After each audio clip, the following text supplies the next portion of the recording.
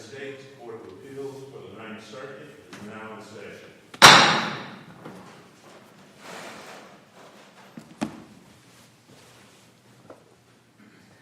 Thank you. You may be seated. Good afternoon. It's a pleasure to be with you here today. Thank you for coming in from out of town for this hearing. As you know, this is the time set for Immigrant Defenders Law Center versus Christino. And so I think if you're ready to proceed, we're ready to proceed. Judge Nelson, can you hear us? Yes. Can you hear me? Yes. Thank you.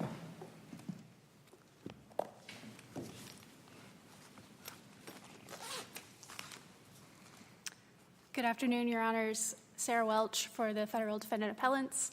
I will try to reserve 4 minutes for rebuttal. May it please the Court. Last month, the Court largely stayed the District Court's order entering interim relief against the reimplementation of MPP. The Court should now reverse the District Court's order based on both the arguments presented at the stay stage and our additional arguments presented at this stage.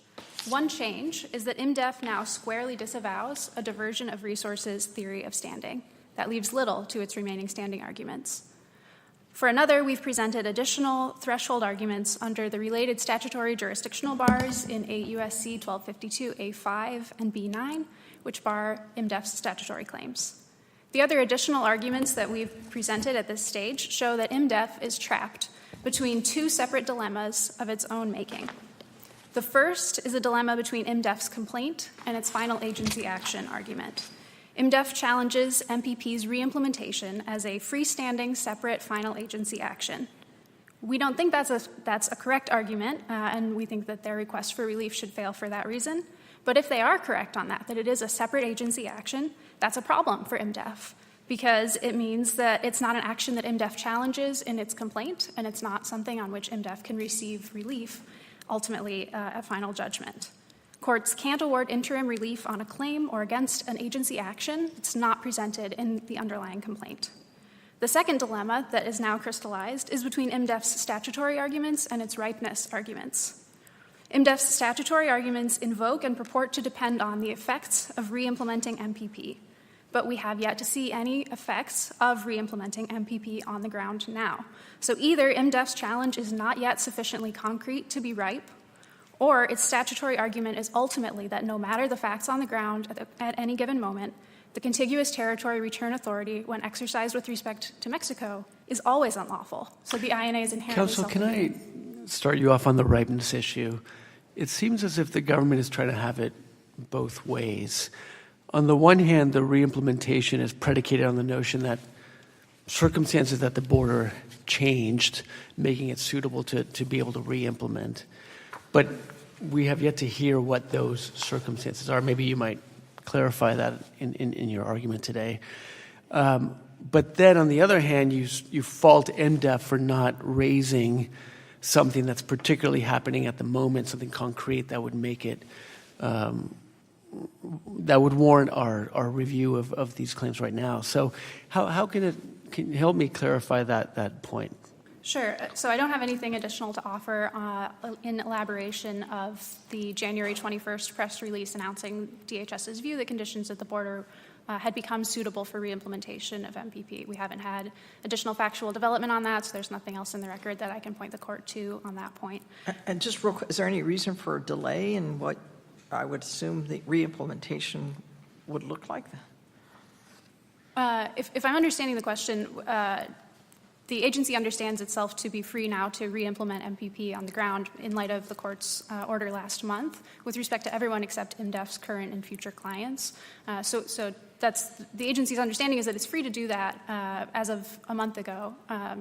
Is that responsive to your question? I'm sorry, and maybe I didn't ask it. Has there anybody been enrolled in the MPP policy? I don't have additional facts to offer on that point either. I'm not aware. So when you say, and I'm sorry for interrupting you, but when you say you have no additional facts, I think when we asked you last month, remind me, was the answer no or you didn't know? Prior to the district court's stay order, which was the 4 months during which between the January 21st press release and the district court's stay order. The representation that we had made, which is my understanding of the facts, is that MPP had been used on a limited basis. So there was a low but non-zero number of individuals who had been enrolled in MPP. And you didn't know what that number was? I did not know what that number was. So we don't know what low means? Correct. Low enough that IMDEF has not encountered anyone who has been enrolled in MPP, at least. Thank you. Sorry, you can go ahead and continue to respond to Is there a way to define that? I mean, they wouldn't know who's been enrolled, right? I mean, can you tell us anything about how it's actually being used? Even on the low number? I mean, what happens? They're showing up at the border and they're just turned away? They're processed through the ordinary MPP enrollment process. So they're screened to ensure that they meet the criteria for MPP, and then are given a date for a court appearance and a port of entry at which they should show up for that court appearance. So just the normal, ordinary MPP process. I apologize, I don't have a specific number to offer. Well, and the only reason I'm asking more questions is I'm not entirely sure why that's hard to figure out. I mean, two things. I'm trying to figure out whether only the government would have access to that. I take it this is not public knowledge. Like, there's nothing about a public notice of a hearing that would suggest it notices the public that that immigrant would be in the MPP process. I assume that's correct. I'm not aware of anything that's different about the public calendar for a given hearing that would reflect that. If the court needs additional facts, I expect that's something that we'll be developing before the district court. And if the court wanted to order a supplemental briefing, I think that would perhaps be the best way to offer any additional facts that the court finds necessary at this point. I would emphasize that showing ripeness, showing that MJEF has the right to be in court on this matter is their job. So they do need to show the facts indicating that they are suffering a present injury and that there's a Was concrete... Was there any limited jurisdictional discovery? Did they ask for any of this documentation, or it just came up? There was no limited jurisdictional discovery on this. Not that I'm aware of, Your Honor.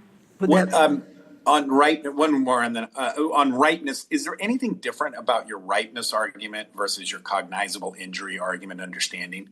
It seems like those sort of roll in, but I want to know, because you didn't raise it at the motion stage, now you've raised it, and I'm trying to figure out if there's anything new that the ripeness argument addresses that the cognizable injury hasn't already addressed.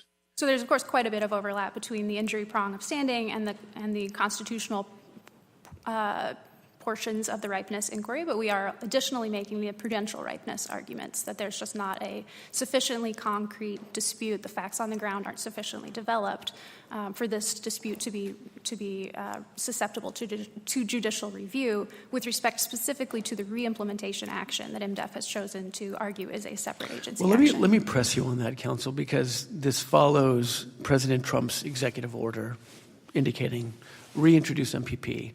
And for what I understand, between the press release and the executive order, there is no contemplation of a different policy or any new direction to it. It's just, we already set this up before in 2019, do it again.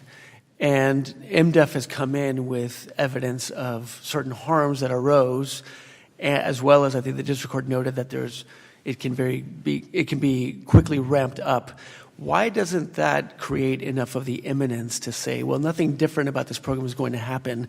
We know what happened before. Why doesn't that make it sufficiently ripe for us to consider these issues now? So I think I would point to the fact that the facts that MDEF is relying on are its allegations in its complaint filed in December 2021, as well as the October 2021 termination memoranda produced by DHS.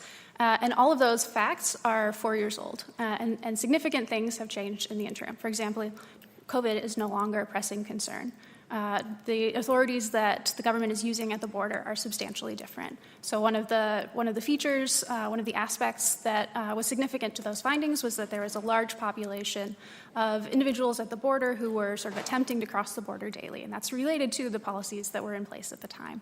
The U.S. is now using different policies to secure the border. COVID is no longer a concern, so that relates to the sort of health and safety concerns that were prominent in those analyses. So there's reason to think that the facts have changed in the last few years. You're correct, Your Honor, that the guidance that is being used is not different. And the executive order just directed DHS to resume use of MPP when it became appropriate, and DHS found that it had become appropriate. So I would push back on the idea that the executive order was instructing DHS to create any new final agency action. Just given that it was instructing DHS to resume MPP, and given that the Northern District of Texas's stay of the last administration's attempt to rescind MPP meant that MPP remained the policy of DHS. So it didn't need to take any new actions that could be separately cognizable as a final agency action in order to put MPP back into effect, in order to start enrolling individuals. This might be a good time to switch over to that issue. Let me ask you this first. What is the status of litigation proceedings in front of the Northern District of Texas? Because as I understand it, the stay was issued in December of 2021, and at that point, there's been no merits review of the rescission decision itself. And so as I read it, that's the final agency action that preceded the executive order here. It hasn't been invalidated or anything else. It's just been stayed. So what's the status of that case? So I'll try to spend a brief moment walking through that case's complicated procedural history. So the 2021 district court decision was a preliminary injunction followed by a vacatur of the June 2021 termination memo. That was the case that went up to the Supreme Court and was reversed. In 2022, it came down and the district court reviewed the October 2021 rescission memo, which superseded and withdrew the June rescission memo. Right. So the October rescission memo is the only one that's still in effect and operative, or would be absent the 2022 stay.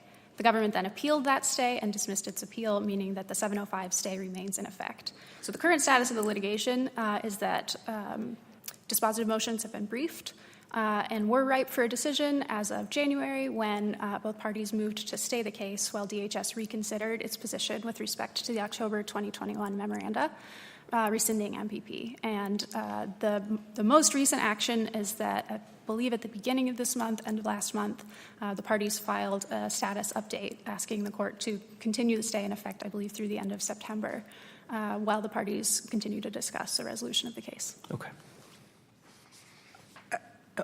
And is it correct that Judge Bernal was planning to move forward with discovery, which could include this materials relevant for jurisdictional questions? Is that a possibility of my review of the district court docket? So, yes, Your Honor, discovery is set to end in November in the district court here, with dispositive motions due in December.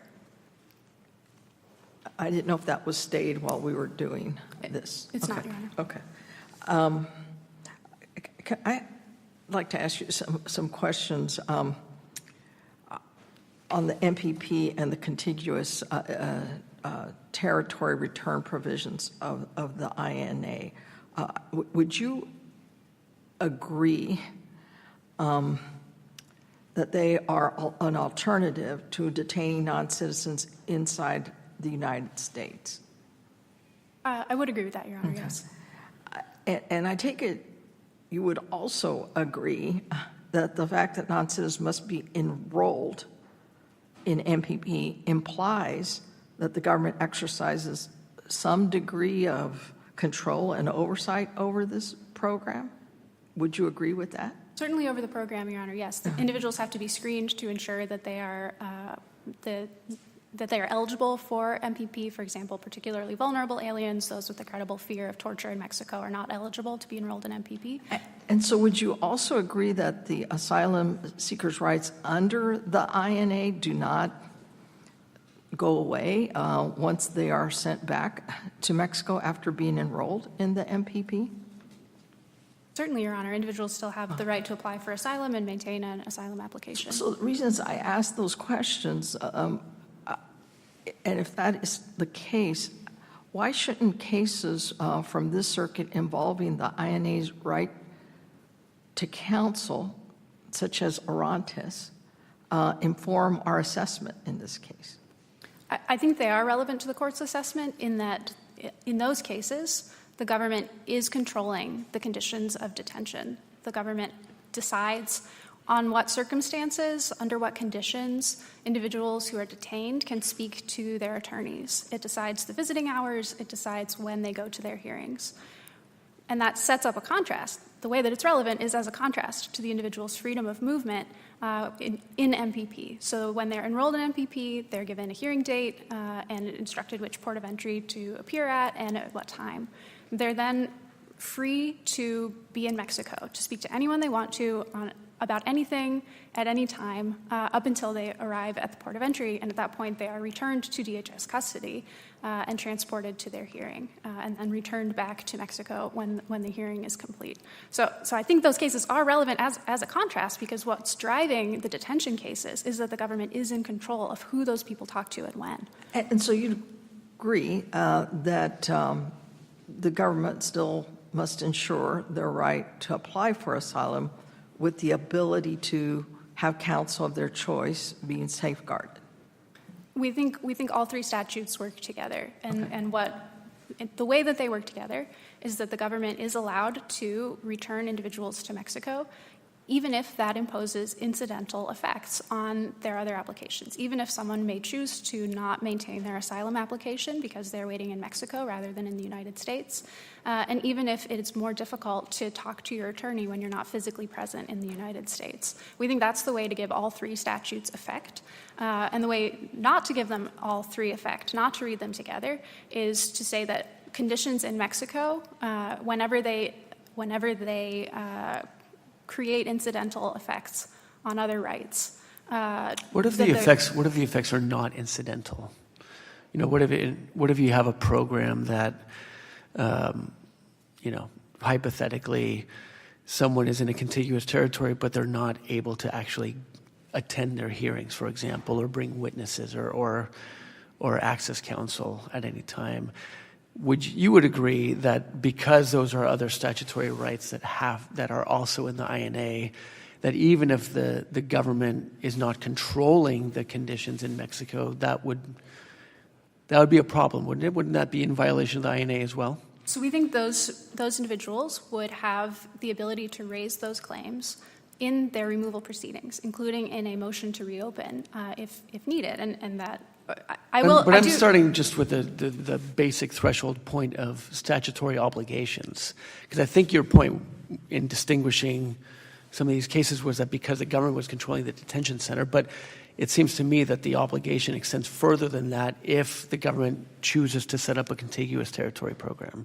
And I'm asking if you agree with that. So I think our argument is consistent with the idea that in an extreme case where there were unusual conditions in the territory to which individuals were being returned that made them unable to exercise those rights, that would be a different circumstance.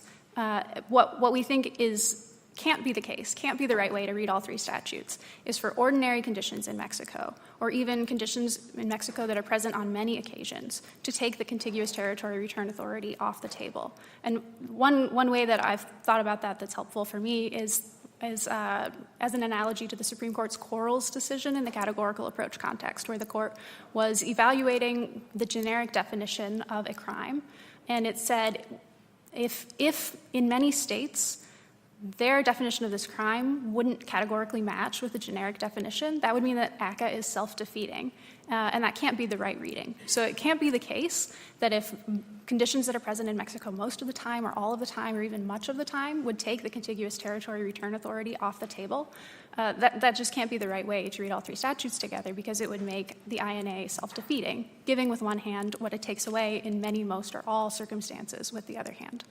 So that leaves the possibility that some extreme circumstances would create a burden on the other rights that would mean that the government can't exercise contiguous territory return. For example, say Mexico is having a civil war at a given moment. Perhaps contiguous territory return is not available in that circumstance, but something like ordinary conditions can't be enough to take that authority off the table. I see I'm close to my time, so I'll reserve the rest of my time. I know you want to reserve your time, but I'll give you a couple extra minutes. In your papers, I think you seem to be critical of the district court here for issuing a universal Section 705 stay. But it looked like, for me, in your papers, you seem to take no issue with the universal nature of the Section 705 stay in the Northern District of Texas case. So I just wanted to give you an opportunity to respond. Why would the universal Section 705 stay be appropriate there but not here? Your Honor, we did argue in the Northern District of Texas that a universal 705 stay was not appropriate there either. The only reason that we're treating it differently is because that is in effect, and we no longer have the opportunity to appeal that stay because the government dropped its appeal several years ago. So we don't think it was appropriate there either, but we are complying with the court's order as we must. So our arguments are very consistent between both. And so if that is true for the Northern District case, though, why wouldn't it be true for our case, the 705 universal stay? Well, we've pressed the same arguments in both cases, Your Honor, that they shouldn't be universal, and it's become even more clear post-CASA that this form of equitable relief should be limited to the parties before the court. Let me ask about that, because CASA expressly backed away from addressing anything APA-related, and several courts have danced around this issue of what are the differences with APA relief versus injunctive relief of other kinds. Why should we map CASA onto this case in a party-specific sort of way when, I mean, wouldn't you agree APA relief really is different in a certain way? When you vacate an agency decision, it's not in a party-specific kind of manner. It's because the agency violated some procedural mechanism by which it came to its decision, and so it has a chance to do a do-over, for example. And that doesn't really map very well onto injunctive relief. Why should we map CASA onto APA relief? So CASA explained what the court held is a general principle of equity, which is that courts offering equitable remedies limit those remedies to the parties before them instead of creating remedies that are universal in scope and apply, by which I mean they apply to non-parties. So our argument is that Section 705 is a form of equitable relief, meaning that the equitable principle announced in CASA applies to that form of equitable relief. So not because APA relief is exactly the same as a preliminary injunction, we agree it's different, but because it's governed by the same principles of equity. We think that's clear from the text of 705, which references irreparable harm, which brings up equitable principles, and we think that's also evident from the fact that courts apply the exact same four-factor test, which the Supreme Court has said in Starbucks is a derivation of principles of equity governing when relief is available. That same four-factor test applies both to preliminary injunctions and to 705 relief.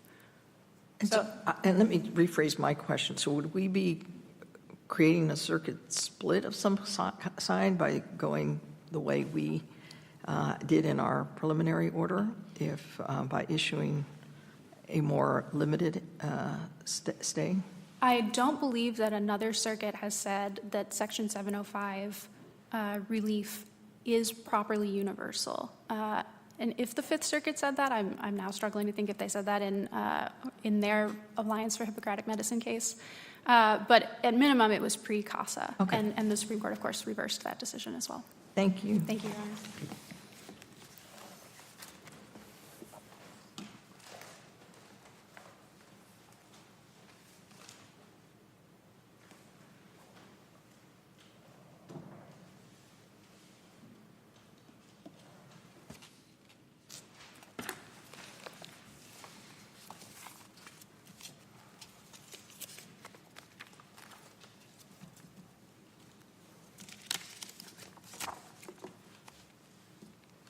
Good afternoon, Your Honors, and may it please the Court. Tess Helgren on behalf of Plaintiff Appellee Immigrant Defenders Law Center.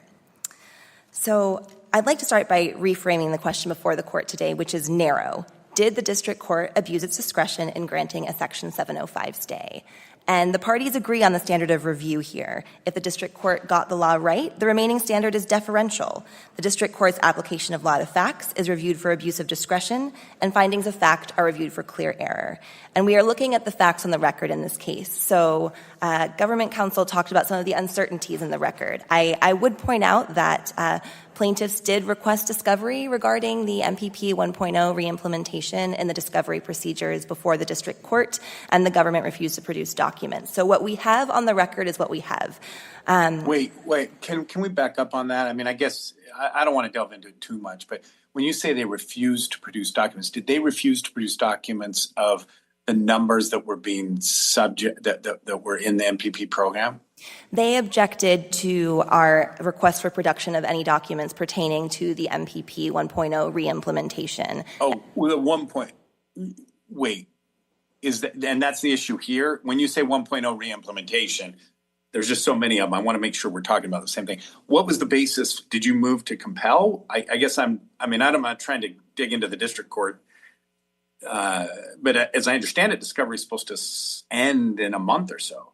Yes, discovery is set to end in September, and we sent those discovery requests pertaining to the reimplementation after we moved for a stay of the reimplementation. We did not move to compel, but defendants objected to those requests for production. And just to clarify what we're talking about here, because there are moving pieces, right? We are talking about, when I say the reimplementation of MPP 1.0, I'm choosing my words carefully because that is the narrow policy that Plaintiff IMDEF is challenging in this case.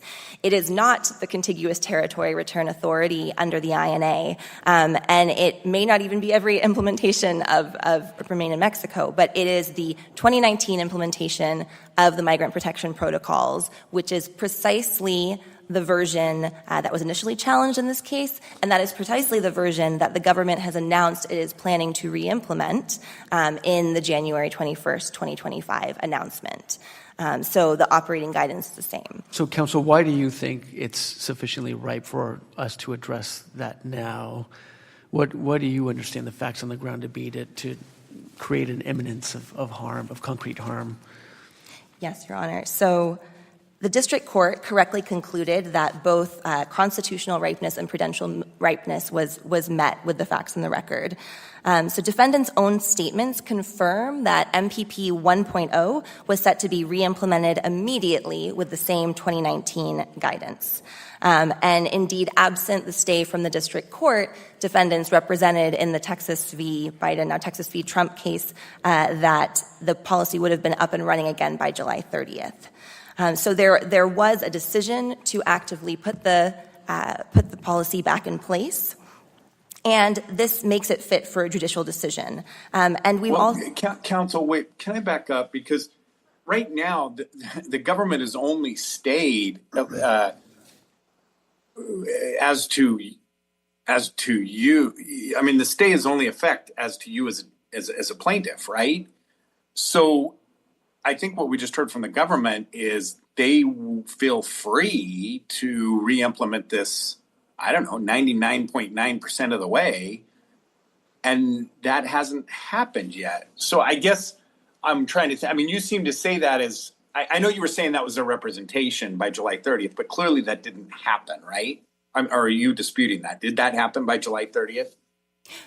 No, Your Honor, because the stay was granted by the district court and operated in that time. So it was not. Well, yeah, but then when we issued our ruling, that stay was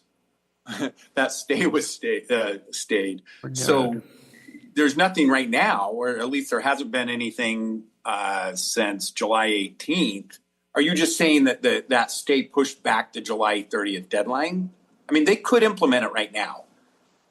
In accordance with this court's order, yes. What I was saying was that when reviewing the district court's findings on ripeness, we look to the district court's decision. And on the record there, what we have are what defendants represented, which is that they were planning to fully implement the program by July 30th. Of course, intervening litigation from this court interrupted that timeline. And so I defer to government counsel on where they are with the program now. What the district court did correctly consider was the evidence in the record, which was not simply evidence of prior harm, although that is relevant legally, but also the new declarations that were submitted from immigrant defenders that are new evidence in the record. And so the district court correctly found that IMDEF showed imminent irreparable harm based on the facts before it, the facts that this was exactly the same policy. There's not new implementing guidance. It's the same implementing guidance that they're seeking to reinstate. And the district court correctly looked to defendants' own statements in the October 2021 termination and explanation memos, where then Secretary Mayorkas points to many of the same procedural issues with the implementation of MPP, violations of access to counsel, issues with notice, issue with attending hearings, many of the same issues that IMDEF details in its complaint. And indeed, in that memorandum, notably, Secretary Mayorkas states that a key predicate of any use of the contiguous territory return authority under the statute is the ability for individuals returned to that foreign territory to participate in removal proceedings. And the Secretary acknowledged that the reality of the implementation of MPP 1.0, again, we're talking about this particular policy, was such that it did not meet that key predicate for a lawful exercise of the government's contiguous territory return authority under 1225 B2C. Counsel, can I turn to the standing argument? Because I think courts and judges are trying to grapple with Hippocratic medicine. I mean, the difficulty here is you made your standing arguments before it developed your evidence, before Hippocratic medicine came down. Hippocratic medicine came down. As I navigate that, it seems like what Hippocratic medicine has said is diversion of resources is no longer a cognizable injury for organizational standing, but core business effect is. And the Supreme Court has been so helpful because it's never told us what core business is. Is it fair to say, I mean, first of all, you raised your arguments, and I don't blame you for that, because our circuit precedent said diversion of resources was cognizable at the time. But that's really where you focused your arguments, are on diversion of resources, right? So Your Honor is correct that we applied that binding legal standard at the time in terms of analyzing the facts that established MDEF's organizational standing, yes. But how can we apply diversion of resources after Hippocratic medicine when the Supreme Court said diversion of resources is no longer good? Now you're trying to take what you said were diversion of resources, and as I understand it, kind of fit them within this core business effect. But it seems like circumventing Hippocratic medicine to take what previously were diversion of resources injuries, which were previously cognizable, now are not, and then say, well, we can just get to the same result by relying on the core business language that the Supreme Court has said theoretically could be cognizable. I guess a follow-up, is there enough facts in the record that the district judge would allow that we would look to establish, despite the arguments or the law being looked at was diversion of resources, to also substantiate interference with core business activities? Thank you both. So the answer to that last question is yes, there is enough factual evidence in the record to establish standing. Can you highlight exactly what that is? Yes. So I would point the court to the numerous declarations that have been submitted in evidence, including multiple declarations at the class certification and preliminary injunction stage by Margaret Cargioli, the recent Tozlowski and Cargioli declarations. But what are you relying on specifically there? Because what's interesting to me is those declarations all talked about diversion of resources. And it seems like all you're doing is taking a diversion of resources label and now stamping core business interference on it. And I'm like, well, wait, is that what the Supreme Court meant? That as long as you relabel it, you're okay? I understand Your Honor's point. What I would say is that the important inquiry here is, what are the facts? And so in some cases, there may be organizations who could establish standing under the prior test who cannot under the current test. That's not IMDEF. Here, the facts that establish standing have not changed. And the facts What are those? Maybe you're going to go into them, but what are those specifically? Yes. So IMDEF's core business activities, whether you want to label them core business activities or their main work or their their essential activities. It's providing direct representation, counseling, and legal assistance to non-citizens in removal proceedings in and around Southern California. That hasn't changed. They're providing legal services to non-citizens, many of whom are seeking protection in this particular area. Can I back up? Because I think you cut out, you said in and around California, Southern California, which made sense because that's where they were ending up. Now they're no longer in Southern California. Now they're in Mexico. Why doesn't that mean that's not a core business that's not a core, business, I forget that I'm blanking on, core business activity, because you weren't providing those services in Mexico at the time? So this is a framing question, Your Honor. Government counsel would say that this is a voluntary expansion of services, but what IMDEF has said in its sworn statements in the factual record is that in order to continue serving its core constituency, so those are the individuals and non-citizens in removal proceedings who would have come absent the government's implementation of MPP to Southern California, in order to continue serving those same individuals who are seeking protection, IMDEF had to change its practices in order to continue providing them with legal assistance because the U.S. government had implemented MPP 1.0, which meant that those individuals, IMDEF's client base, who are coming to Southern California, are now being turned around at the port of entry and returned. So let me ask you a couple hypotheticals, because I'm trying to figure out how we would distinguish your client. I mean, you're providing legal services, right? You're basically a law firm providing legal services to these immigrants. Is that right? Is there more that I'm missing than just legal services?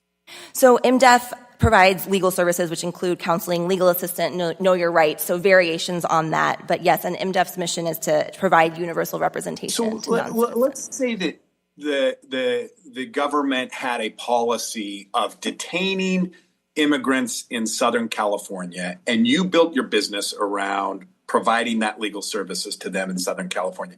Let's take Mexico out of the equation. Let's say the government came in and said, well, it turns out that the California detention facilities are all full, but we have some in Florida that are available. We are going to take immigrants, new incoming immigrants who previously would have been detained in Southern California, and we're going to send them to Florida. Would you have standing to challenge, because now you have to open up a Florida office, you have to divert resources to Florida? Would you have standing to challenge their policy of housing and detaining these immigrants in Florida as opposed to California under that scenario? So under that scenario, which isn't this case, but I think it would depend, Your Honor, on the harms that were actually present in the record. So if IMDEF— What harms? Harms to who? To IMDEF. I believe you're talking about whether IMDEF would have standing. So would IMDEF's attorneys be able to provide the same zealous representation to those individuals, notwithstanding their transfer somewhere else in the United States? Would that transfer actually harm the organization? How would it harm the organization? Those would be questions to ask in that scenario. And I think the relevance here is that the district court has asked those questions, has applied the correct law, and in its judgment found that the facts on this record show that return to Mexico did harm IMDEF's ability to provide legal services. On applying the correct law, that's clearly not true, because it didn't have the benefit of Hippocratic medicine. Whether you still survive under Hippocratic medicine is a separate question. But I don't think it's fair to say that the district court applied the correct law, because it did. You agree the district court did not apply Hippocratic medicine, did it? In its stay decision, it did apply Hippocratic medicine, Your Honor. And it said it still survives under Hippocratic medicine. Correct. Okay. So my hypothetical of Florida, would you say you would not have standing because, hey, it's easy to get on a plane? I'm just trying to figure out what your standing is based on. Is it based on the increased cost or the diversion of cost that comes into play, or is it based on there's separate harms, as I understand it, that, hey, it's actually logistically complicated to get down to Mexico? And I'm trying to figure out where you're putting your standing bucket arguments in. So there are multiple buckets of harm. So one is certainly financial. I believe in one of the declarations submitted by IMDEF, they talk about $400,000 extra that they needed to spend in order to represent clients because of impediments placed by MPP 1.0. Some of it is certainly logistical. Ask you that. If it costs $400,000 more to the bottom line to represent the same clients that would have come to California and they're in Florida, would you have standing in that scenario?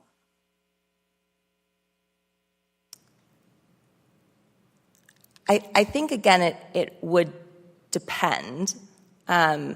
Is $400,000 of financial injury sufficient for standing? I would say yes if it's a cost that is being expended in order to continue carrying out core business activities. Then yes. So then where does this end? Because if, say, Gibson Dunn does a pro bono program and they're representing immigrants, and the same thing happens, and Gibson Dunn has to spend $400,000 more to go to Florida or go to Mexico. They have injury? I mean, every law firm has an injury when it's harder for them to represent clients? So I understand, Your Honor, to be asking for a limiting principle, and I would say the limiting principle here is the facts in the record of how IMDEF has been harmed. And here, there are multiple... Well, but that's what I am asking about, and I'm trying to figure out if money alone is enough. And you kind of are waffling because you're saying, well, yes, but then you don't want to answer whether $400,000 increased costs would be harm to... I mean, if it's a harm to you, IMDEF, it has to be a harm to any other law firm that faces the same problem. And that can't be the law, can it? Wouldn't standing, I mean, can I ask you, wouldn't standing depend on whether that transfer is actually violating the INA's provision regarding right to counsel? And we're talking about the hypothetical transfers to Florida. Well, the one that's being asked here, I just want to make sure, are you incorporating, or is there sufficient incorporation of the INA's provision regarding the right to counsel in that scenario? And I guess second, in light of the questions that Judge Nelson was asking you, is there injury beyond the financial injury? So to that last point, yes, there is injury beyond the financial injury. Well, wait, answer the first question. She asked you whether the right to counsel is one of the injuries. Does IMDEF have any right to counsel under the INA? Well, the provision regarding INA, which allows people to have a right to counsel, and then IMDEF's mission in light of that. So I should have been more specific. And what their core business activity is relating to the INA, allowing someone to have right to counsel. Okay, so I'm going to try to take these questions in turn, if I may, and please let me know if I miss any. Mm-hmm. So to the question of whether some violation of the INA would need to be present in order for IMDEF to sue in this hypothetical scenario, the answer would be yes, there needs to be some sort of violation of law, of course, that would give rise to a challenge in the hypothetical scenario of a transfer to Florida. And here, plaintiffs have sufficiently pled the violations of law that MPP 1.0 is carrying out. And in terms of whether the right to counsel runs to IMDEF, so the right to counsel is enshrined in the INA, and IMDEF is an appropriate party to sue on behalf of, in terms of that right, because they fall under the zone of interest of the statute, which the district court correctly... Wait, back up. How do they fall within the zone of interest? IMDEF has no right to counsel, right? So IMDEF is the counsel. You're claiming the rights to your client. You're claiming your client's rights. But you're not asserting the associational standing, are you? No, Your Honor, but IMDEF has a legally protected interest here to sue under the INA, and I would... Whoa! Where does that come from? How do you? Under that position, every attorney has a legally protected interest to sue for violations of their client's rights. That doesn't make any sense. So what does make sense is that legal service providers whose role is envisioned in the INA. And I see my time has expired. May I? You may go ahead. Thank you. Mm-hmm. Those legal service providers have been found correctly by the district court and other I believe this circuit as well, to fall within the INA's zone of interests. And so they are able to sue under the statute. And actually, at this stage in the proceedings, I'm not sure that the government's continue to raise the zone of interest argument here. But I would point you to the district court's decision finding that IMDEF squarely falls within the zone of interest in the INA as a party that can sue to enforce those rights because of its interests in the immigration system How are those interests any different than any other law firm representing any client? I mean, IMDEF, you want an exception to say IMDEF is different. I guess because you have some sort of internal mission. But Gibson Dunn providing legal services, they have the same interest in their clients. So they have standing to sue for violations of their client's interests without their client, or not even their client, potential future clients. So whether IMDEF's claims fall within the zone of interests of the relevant statute, here the INA, that's a prudential inquiry that asks whether the statute grants the plaintiff, here IMDEF, the cause of action that he asserts. So in the East Bay Sanctuary Covenant v. Trump case, the Ninth Circuit upheld this very clearly, that saying that although legal service organizations who are focused on providing services to immigrants, although those organizations are neither directly regulated nor benefited by the INA, their interest in, quote, providing the asylum services they were formed to provide falls within the zone of interest protected by the statute. And IMDEF... And that was before Hippocratic medicine, correct? Yes, but that did not pertain to... That was not part of the diversion of resources inquiry. That was a separate aspect of the decision, and that was the zone of interest test, which, again, is a prudential inquiry. Can I ask you, what would the government here have to do to enact the MPP that complies with and respects the INA's right to apply for asylum with the privilege of counsel? That is an excellent question, Your Honor, and the answer is not MPP 1.0, but what the government would need to do would be to take into account the conditions to which they are returning individuals and the operation of the program, and whether or not through that operation of the program in its context with whatever foreign country is being involved there, whether individuals return to that contiguous territory could meaningfully access the other rights in the statute. Because as defendants themselves admit, this contiguous return authority must be read in conjunction with the rest of the statute. And that's particularly true here because individuals who are subjected to MPP are legally in the custody of the U.S. government. That's under, the district court found that in the motion to dismiss order, and that's under 8 CFR 235.3D. So in the context of placing individuals into a contiguous territory return policy, the government does have the responsibility to ensure that they can still access the other rights under the statute when they are being placed in that program by the government. And a separate sort of question is, do you think DH here adequately explained its reasoning as to how and why it re-implemented the Remain in Mexico policy?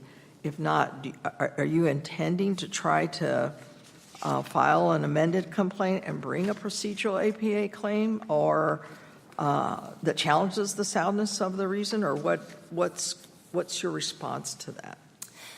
So there was very little explanation in the re-implementation decision.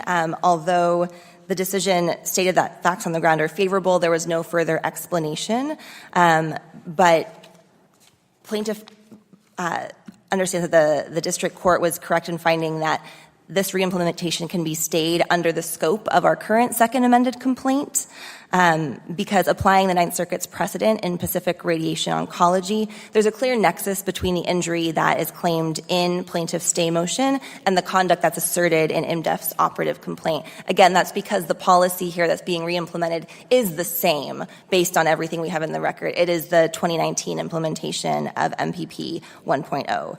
And so the district court correctly held that amendment's not necessary in the sense that there's no meaningful difference between the 2019 version of MPP 1.0 before and the re-implementation here, based on what we know. So I understand that you're not challenging the notion of any contiguous territory policy is problematic. What is it about MPP in particular in its reimplementation that is specific to this program that is causing the violations of the INA? Absolutely, Your Honor. So I would say actually many of the things I'm about to list are documented very well by defendants themselves, again, in that October 2021 termination memo and the explanation memo.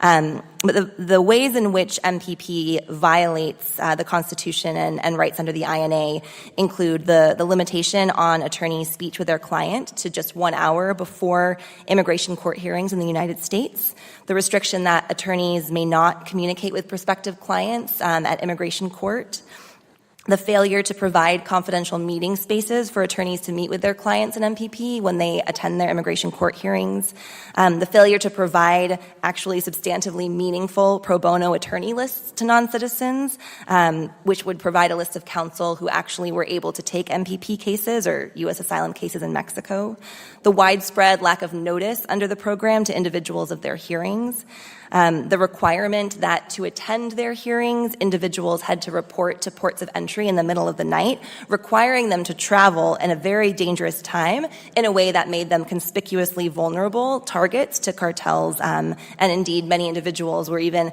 removed in absentia because they were kidnapped on their way to the port of entry for their hearings. And what if the government is aware that there's violence along the border in Mexico, but the U.S. government is not the Mexican government, and it can't control those conditions of violence? What then? How does that affect? If that impacts meaningful access to the asylum system process, but the U.S. government has no control over that, the border, what do we make of that? So I agree with Your Honor that the U.S. government does not control conditions in Mexico, but the U.S. government does control whether it chooses to use its contiguous territory return policy in a particular manner. And as the district court aptly pointed out, the government cannot place restrictions on attorney-client communication by placing people in MPP 1.0 and then claim no responsibility for that. And again, this is, I would point the court again to the fact that individuals in MPP are legally in custody of the U.S. government. So when government counsel seeks to distinguish cases like Orantes Hernandez v. Thornburg, we would actually say those cases are incredibly apt here because just as there, the U.S. government has a responsibility to the individuals who are returned to Mexico to ensure that they are able to access their procedural rights. The U.S. government can choose not to return them to Mexico, certainly, but if the U.S. government chooses to do so, there is a responsibility there in order to lawfully use its contiguous territory return authority, that they ensure that those individuals can access counsel as also guaranteed under the INA, can access the meaningful right to seek asylum as also guaranteed under the INA. Well, let me ask this, because I intend to ask your friend on the other side. One of the new arguments raised in the merits briefing is that the only type of way to challenge what is going on is through a petition for review process. I wanted to give you a chance to respond to that. Why do you think that's wrong, that MDEF isn't able to challenge it itself?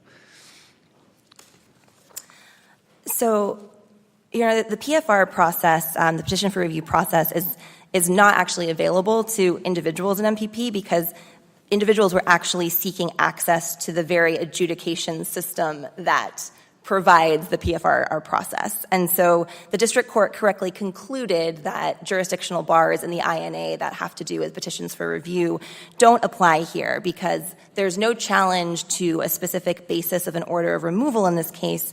Rather, the challenge is about individuals seeking to avail themselves of the administrative system that exists to litigate their immigration cases, which renders their claims independent of or collateral to the removal process. I think there's a bigger problem, just to tell you what I think, but even if an individual was subject to the removal process, if they raise an APA claim, the BIA can't adjudicate it. That's not something that the agency can do. It has to be a federal court that addresses whether the government is violating the APA or not. So it seems the wrong channel to try to do it through a PFR, through a removal process and then circuit review. I would agree, Your Honor, and certainly the remedies that are being sought in this case are not remedies that could be granted through the petition for review process, which ultimately is about an individual moving through on their removal order. And moreover, the district court did aptly point out that the PFR process is not available to an organizational plaintiff like IMDEF here, citing to the Las Americas Immigrant Advocacy Center case in the District of Oregon. And so allowing an organizational plaintiff like IMDEF to allege systemic problems here, independent of any specific removal orders, does not thwart the purpose of the jurisdictional bars in the INA. And again, all of this needs to be read against the strong presumption of judicial review absent clear legislative intent. Any other questions? No. All right. Thank you very much. Thank you.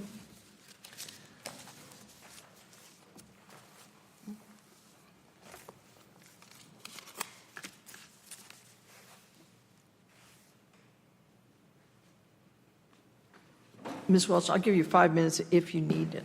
Thank you, Your Honor. I'll try to be brief. I'd like to start where my friend started, which was disambiguating exactly what is being challenged here. I believe IMDEF is saying that they are challenging MPP 1.0. That is a change of position to the extent that's what they're saying, as we explain on pages 8 and 9 of our reply brief, citing several portions of the record. For example, their stay motion at 2 ER 176 says that they are requesting, quote, that this court stay the re-implementation of MPP 1.0. And of course, all the briefing on final agency action, which is attempted to set up the re-implementation announced in the January 21st, 2025 press release as a separate final agency action. All of that is beside the point if all along IMDEF has really been challenging MPP 1.0 itself. And I take the reason that IMDEF chose to challenge re-implementation as a putatively separate final agency action is, one, to distance itself from the Supreme Court's stay of a previous attempt to take MPP offline, and two, to lessen the apparent risk of conflict with the Northern District of Texas's universal 705 stay. I'd like to also touch briefly on standing, just a couple quick points. The problem with IMDEF's argument that re-implementation affects its core business activities is its own statement at 2 ER 205, for example, saying that it made the changes in response to MPP, quote, at the expense of its core programs, indicating that they are not themselves IMDEF's core programs. I'd also point the court to Alliance for Hippocratic. I guess what I'm struggling with, and I was listening very intently with Judge Nelson's colloquy with counsel on the other side, I'm having a tough time figuring out what would be a core business activity injury if it didn't involve some sort of a reaction to a policy that the government implements. And so if at the end of the day we keep going down the road of, well, you spent money, but that was in response to this, and so you're buying your way into it, when then, can you elaborate for me what is a core business activity injury that doesn't involve something that involves the organization reacting to the thing that they're challenging? So I would say at the outset, it should be hard to think of those examples, and Alliance for Hippocratic Medicine acknowledges that by saying that Havens is a, quote, unusual case. So it should be something odd when the party that's not itself being the subject of regulation has nonetheless an injury to its core business activities that allows it to sue in its own right. But be that as it may, I mean, as Judge Nelson pointed out, Hippocratic Medicine does say they're still standing for core business activity injuries, but not, buying your way into standing. So what is the core business activity prong of this that we should look at in order to analyze this one way or the other? I think the other difficulty is coming from the fact that the Supreme Court hasn't told us what core business activities are, and that this case wasn't litigated with core business activities in mind as the touchstone of what would give the organization standing. So I think that's why it's difficult. I'm hesitant as organizational standing cases are being litigated in light of Alliance for Hippocratic Medicine to affirmatively offer what I think would be sufficient, other than just pointing back to Havens, where what the organization did was provide information about housing, and what injured it was receiving false information about housing, so that it wasn't then able to do that thing that it had always been doing. So here, if the government provided false information to immigrant defenders, and said, hey, we're actually detaining these people, in eastern Mexico, and it turns out it's all in western Mexico, that might be organizational standing.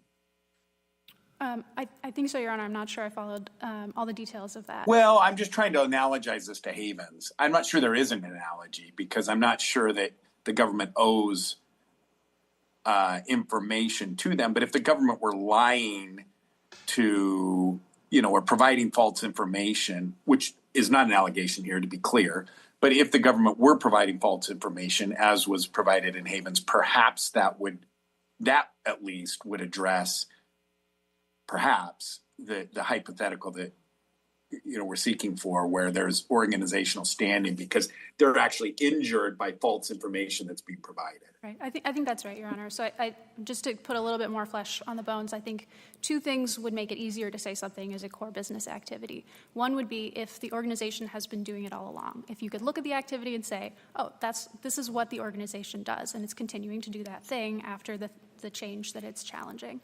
And I'm sorry, I'm now forgetting what the second one was going to be. But I would point back to the statement in Alliance for Hippocratic Medicine at 394 that it's not enough if an action impairs the organization's ability to provide services and achieve its organizational mission. So I guess that was the second one, was that it's not something abstract. It's not a sort of general statement of the organization's mission, the thing that it hopes to achieve, but you're looking at what it's actually doing on the ground.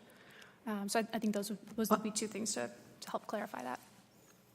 Well, I guess I'm in trying to figure out with what we have in Hippocratic medicine, the core business activity part of this.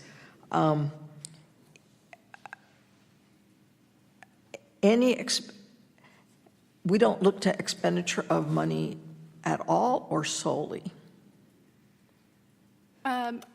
So I think it's not the case that expenditure of money, making an activity more expensive, will always be irrelevant. I think it can be helpful to illustrate that the organization is being concretely harmed in what it's been doing all along. But just diversion of resources is clearly not sufficient. I understand that.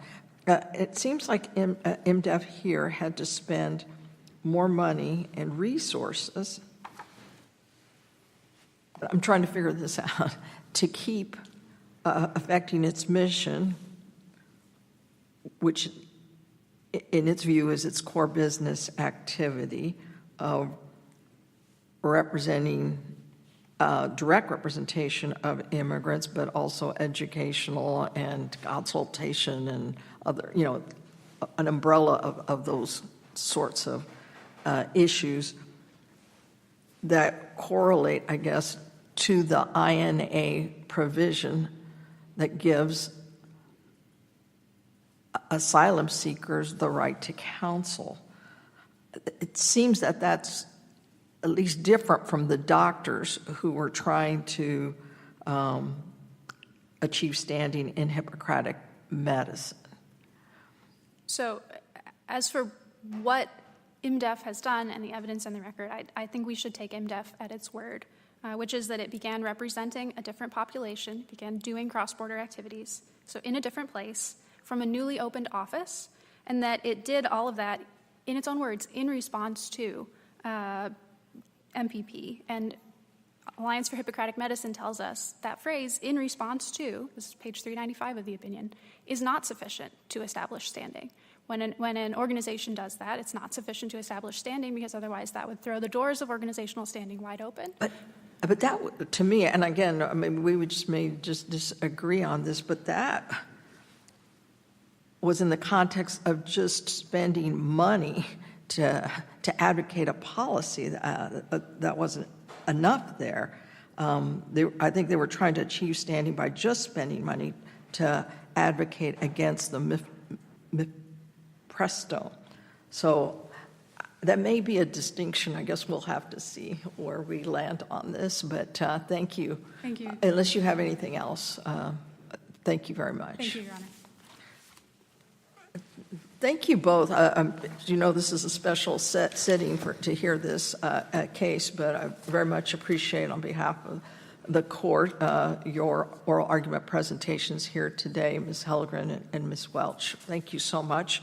The case of Immigrant Defenders Law Center versus Kristi Noem, Secretary, Department of Homeland Security, is now submitted, and we are adjourned. Thank you.